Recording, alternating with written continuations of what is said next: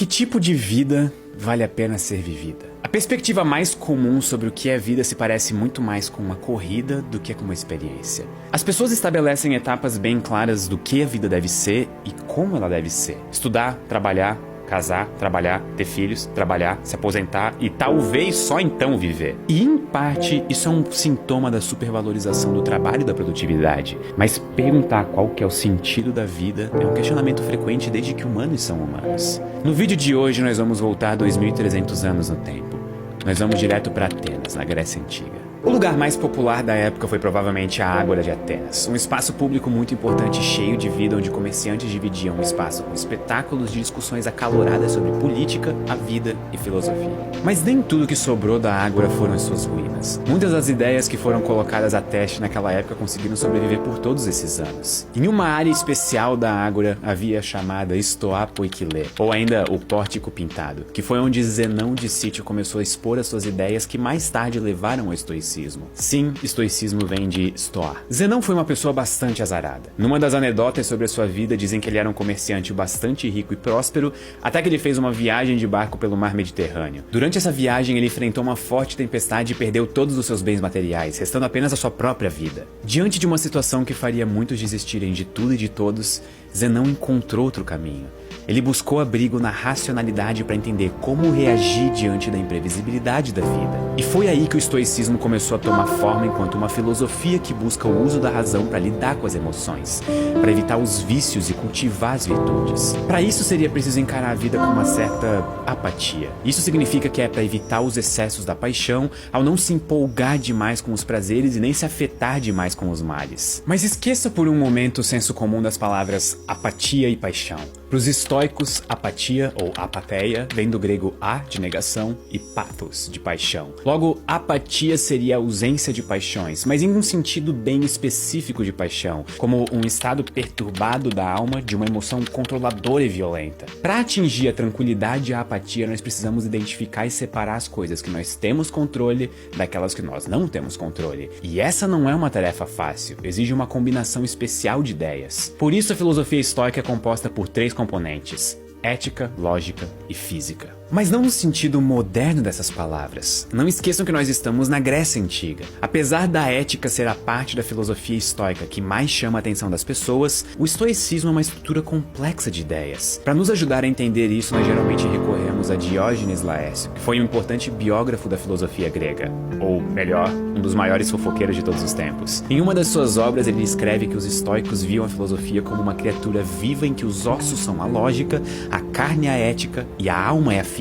Os estoicos acreditavam em um universo perfeitamente ordenado e harmônico, em que tudo tem uma razão de ser e está pré-determinado. As leis desse universo estão distribuídas em todos nós de forma consistente e eterna. Nesse sentido, eles tinham uma visão determinística sobre o mundo. O universo seria uma estrutura constituída como uma grande teia de causas e efeitos, de forma que o estado presente é o resultado de uma cadeia de causas passadas, e essa sequência de causas é inescapável. O universo segue o seu curso independente de nós. Mas ao mesmo tempo em que isso pode soar assustador, os estoicos viam como um grande alívio, uma forma de se preocupar menos com aquilo que nós não podemos controlar. Tanto é que existe uma frase famosa atribuída a Sêneca sobre isso: mas sofremos mais na imaginação do que na realidade. Se os acontecimentos do universo não são seus e nem estão sob o seu controle, então tudo que cabe a você é ser racional o suficiente para lidar com as suas próprias reações e emoções diante do inevitável curso da vida. Você não pode controlar 99% das coisas que vão acontecer com você,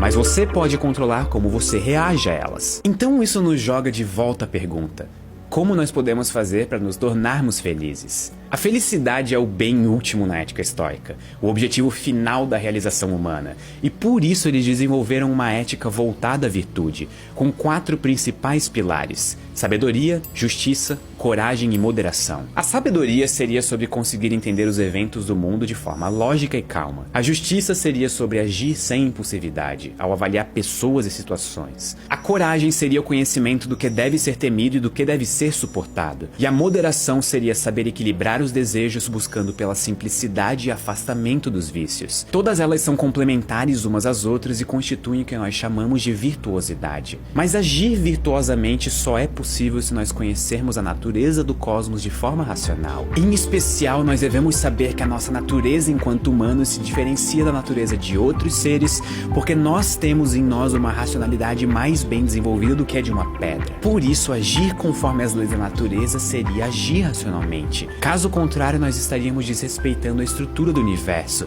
indo contra o inevitável fluxo de acontecimentos, e isso é uma violação das leis físicas e lógicas. A vida, a beleza, a força, a reputação e a riqueza, e os seus opostos, a feiura, a dor, a fraqueza e a pobreza, são indiferentes. Elas não possuem nelas mesmas nenhum valor positivo ou negativo.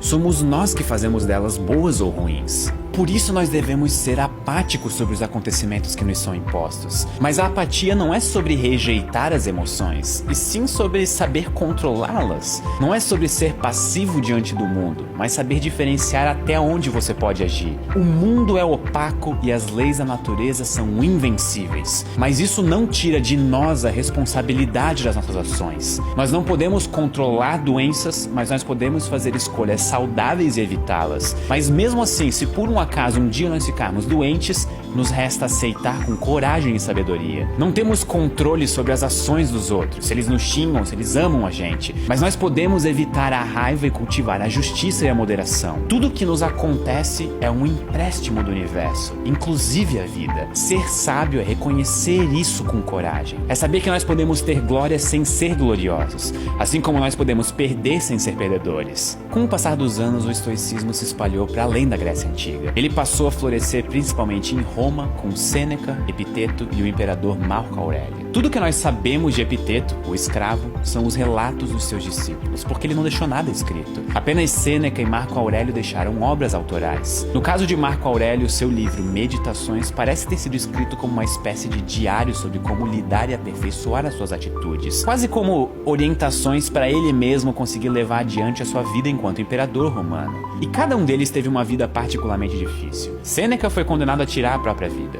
Epiteto foi um escravo por muito tempo. E Marco Aurélio foi imperador de Roma por quase 20 anos. Então é natural esperar que eles tenham refletido sobre a morte e a vida, sobre a liberdade e a escravidão e sobre o controle e o excesso. Sêneca escreveu muitas cartas durante a sua vida, e algumas delas destinadas a consolar os seus amigos, embora ele fizesse isso de uma forma bem peculiar. Enquanto estoico, não faria sentido ele dizer aos seus amigos para esperarem por dias melhores. Justamente ele falava o contrário, que eles deveriam esperar o pior e estar preparados para isso. Imagina pedir ajuda para alguém e a pessoa te diz: não adianta lamentar e chorar por acontecimentos de um universo incansavelmente fora do seu controle. Você deveria ter pensado em situações de muita desgraça e ter se animado com a escassez, ao invés de ter cultivado vícios em prazeres inconstantes e ter sido escravizado pelas suas ambições. Agora eu aconselho que você seja mais racional, que aprenda sobre as virtudes e tenha coragem e sabedoria de aceitar a inevitabilidade dos eventos da vida com tanta apatia quanto for possível. Pode soar meio duro, talvez nem um pouco motivacional,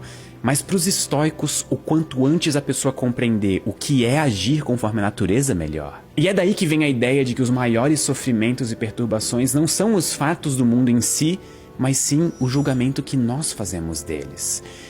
E qual a maior desgraça, se não a morte? A morte foi um elemento central na filosofia estoica, dita como a marca mais íntima da vida. Ela é o que está sempre presente e possível, é o que torna a vida frágil e ao mesmo tempo faz a vida valer a pena ser vivida. Sêneca iria ainda mais longe, dizendo que a vida toda é um aprender a morrer. Sabedoria seria reconhecer que a vida é algo que nos foi emprestado e nós devemos devolvê-la sem tristeza quando for reclamada. E foi isso que ele fez quando ele recebeu a sentença de morte dele. Ele criticava a forma como as pessoas agem de forma incoerente sobre a própria mortalidade. Nós desejamos aproveitar a vida, mas adiamos esse momento como se nós fôssemos imortais e tivéssemos todo o tempo do mundo. Nós só percebemos a nossa fragilidade quando nós perdemos algo, e só então nós agimos como mortais. A vida não é breve, mas nós a tornamos breve quando nos dedicamos às coisas fora do nosso controle. O estoicismo surgiu há mais de 2000 anos em um local completamente diferente do que é hoje, com uma sociedade extremamente distante da nossa,